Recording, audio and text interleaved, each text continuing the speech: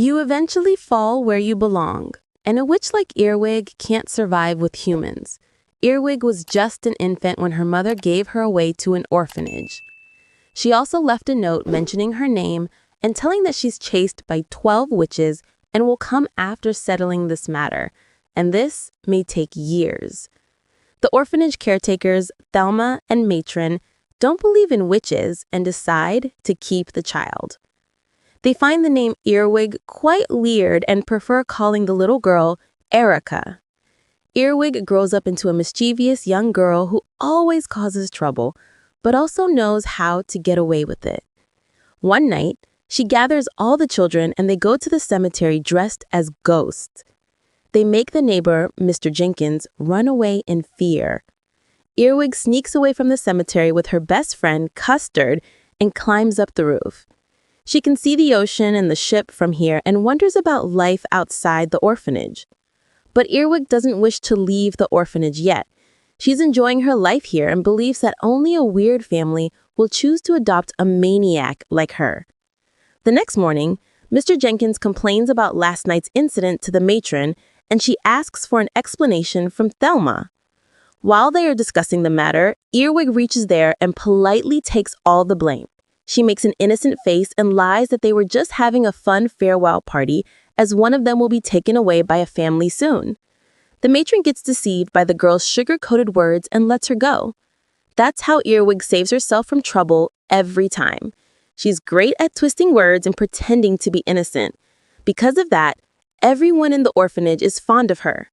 The only thing Earwig hates in the orphanage is when families come to choose a child for adoption. She doesn't want the orphans to be treated like dolls who must keep up their sweet appearance to get selected. That's why Earwig usually makes weird faces during selection so no one adopts her. She teaches the same thing to Custard, but today might be her bad day. A creepy man with horns-like ears enters the orphanage with the fat, overdressed lady. They meet all the children standing in line and choose Earwig. The poor girl immediately says no, but the matron forces her to accept. What else does an orphan child want instead of having a family? Earwig is still against the idea, but she agrees only with the intention of running back soon. She packs up her things and follows the weird couple a few miles away from the orphanage. They reach an average-looking house, but it hides a lot of secrets. The creepy man's name is Mandrake, and he has no interest in Earwig, while the lady is Bella Yaga, and she's the one who wanted to adopt a girl that can help her in chores. The worst is that they are not even human. They both are witches. Bella sells different evil spells to the public and earns a living, while Mandrake stays in his room and doesn't like to be disturbed. Bella's lab is full of dirt and messy bowls, but she never found time to clean. Earwig has to work even on the first day in her new family. However, she requests Bella to teach her magical spells in return for her service. Later that night, Earwig eats dinner at the same table as Mandrake and tries to persuade him with her sweet talk. Mandrake doesn't respond much and seems like a monster undercover. Afterward, Earwig goes for a shower, and when she steps out of the washroom, she notices Bella going to her room. Surprisingly, her bedroom door disappears after her. Earwig can't believe her eyes. She decides to check out the other rooms in the hallway. The first one is a huge library with several old books that nobody has read for years. The naughty bats there tease her so much that Earwig has to run outside. The second room stinks like hell. Earwig covers her nose and gets inside. It leads to another abandoned place with a vintage car. Earwig finds a music record with her name. It's similar to the music tape Earwig found in her belongings that was left by her mother. She takes the record and the music player from the car and rushes to the main door, but it has disappeared too. The windows in her bedroom are also painted shut, so she doesn't stand a chance to escape from there. Earwig feels like being trapped in the house. It's her first time sleeping alone in a room. The next morning, Bella wakes up the little girl early in the morning. Earwig rushes to the bathroom and realizes that she's the only one using it. To show her possession, she puts up the picture of Custard and the matron on the bathroom mirror. Then she runs to the kitchen and carefully watches Bella cook the food. Bella wants the little girl to learn all the chores as soon as possible and takes all the responsibility of cooking and cleaning. While Bella hangs the washed clothes on the lawn, she instructs Earwig to collect some nettles. Earwig notices a gate nearby and tries to reach it, but the branches of plants start wrapping around her magically. Bella reveals that all the gates of the house are guarded by Mandrake's demons. Earwig wants to know more about demons and magic, but Bella keeps delaying it. She keeps the little girl busy all day collecting and grinding berries and washing endless amounts of dirty dishes.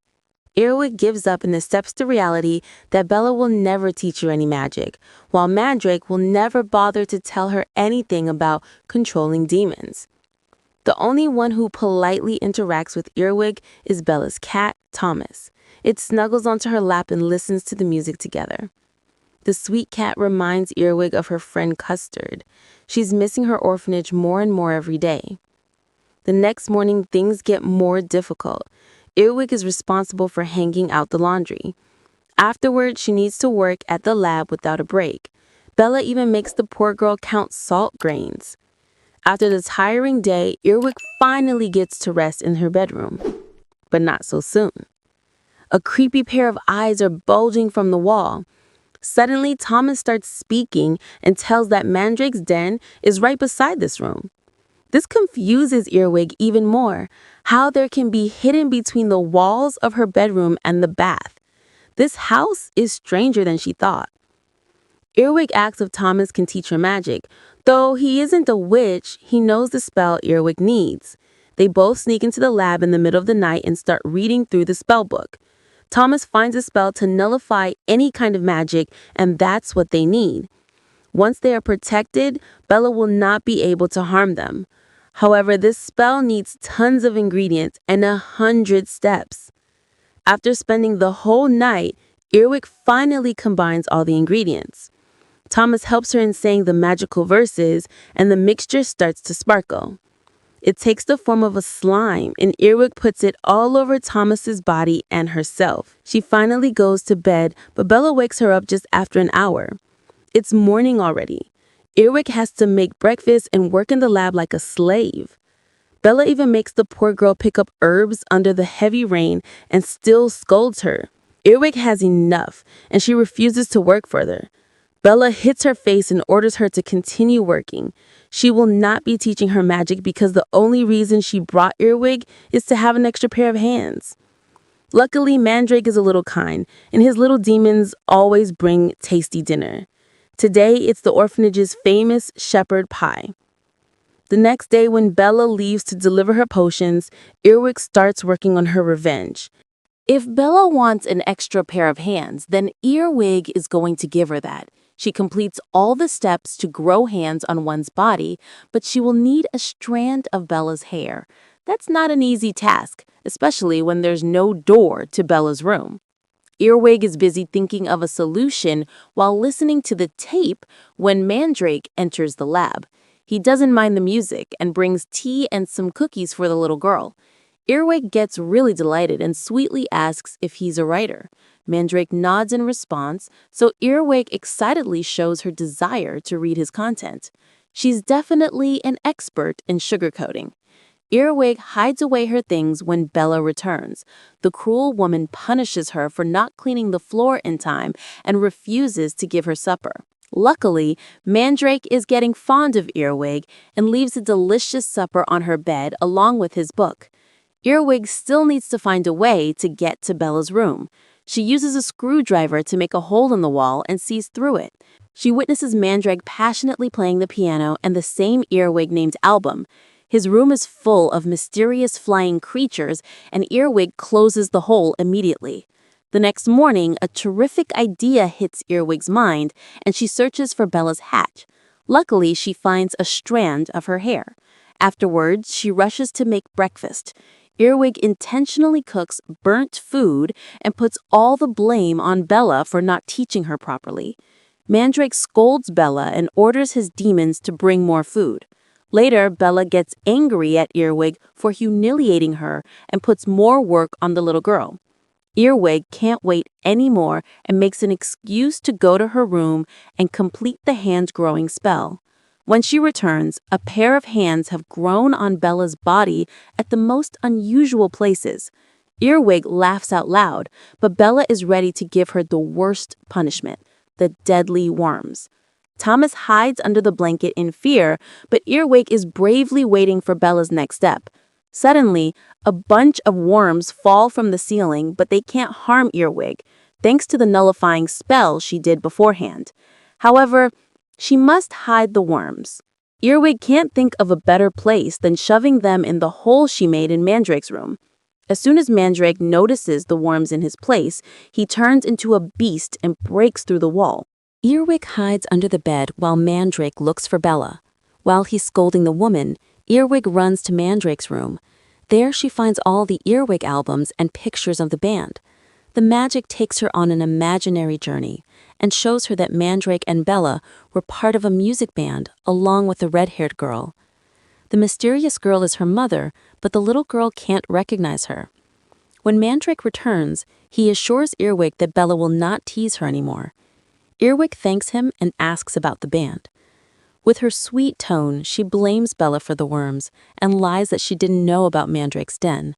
She also confesses her desire of becoming a witch and a part of Mandrake's group. She further requests him to let her go to school. Surprisingly, Mandrake agrees to consider all of her requests. Afterward, she rushes to Bella and admires her drummer era. Earwig lies that she wants to become a great witch like her.